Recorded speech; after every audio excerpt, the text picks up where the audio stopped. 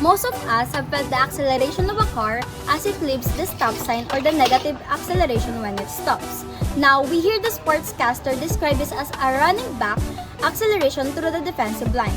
In this activity, I am going to investigate some variables that affect the influence of acceleration, which are the relationship between mass, force, and acceleration. Now, let's start. So before we start the experiment, these are the materials needed: a meter stick, tape, big car, spring balance, stopwatch, and a meter stick.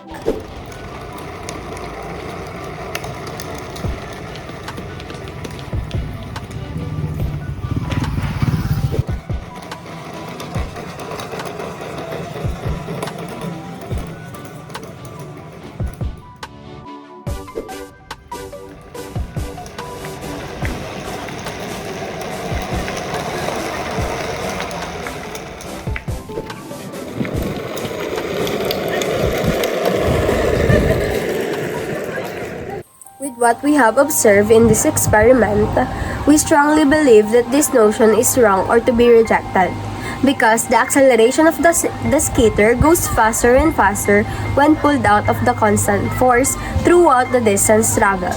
As we proceed farther and farther along the track of the measured distance, the acceleration increases. As we proceed further with the constant force, the rate of increase in speed or the acceleration gradually increases or can be the same.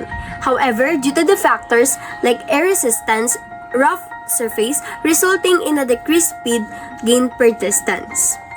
Based on our experiment, the one who had greater mass, Bagtas, had a smaller acceleration than the smaller mass one, which is Laberiano. When the mass is the same, the acceleration of the skate car is proportional to the force, which means that when the force is greater, the acceleration is greater too. If the 3 and force is applied and has no movement results, it may be because of the presence of the opposing force or frictions that counteract the force that prevents the skate from accelerating. The second law states that the acceleration of an object is dependent upon two variables: the net force acting upon the object and the mass of the object. In this experiment, we investigated the influence of the mass and the force on the acceleration. Based on the observation, the skaters goes faster and faster when it is pulled. This means that the acceleration or the speed increases as the force increases. By exerting a constant force, we observe that the acceleration and force increases proportionally throughout the distance traveled. Moreover, by repeating the experiment with different skaters, we could see how the mass influences the acceleration. The data in the table B showed that the skaters with greater mass had a tendency to exhibit a slightly lower acceleration compared to their lighter counterparts when the force remained constant.